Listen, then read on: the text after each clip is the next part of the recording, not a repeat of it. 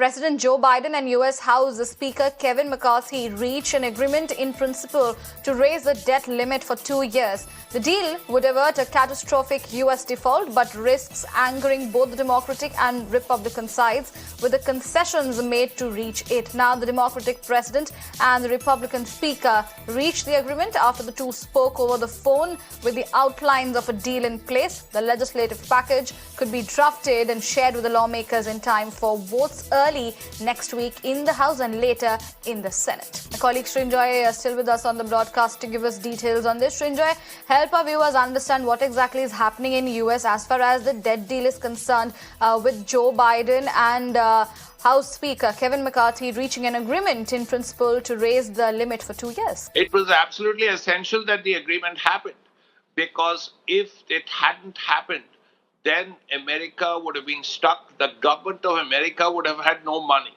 to put it as simply as possible. No money to pay salaries, to pay off debts, absolutely nothing.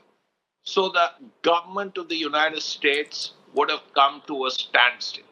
Quite naturally, it was entirely expected that some arrangement would happen. And if that arrangement had to happen, then both sides, who are almost equally powerful, will have to decide on it.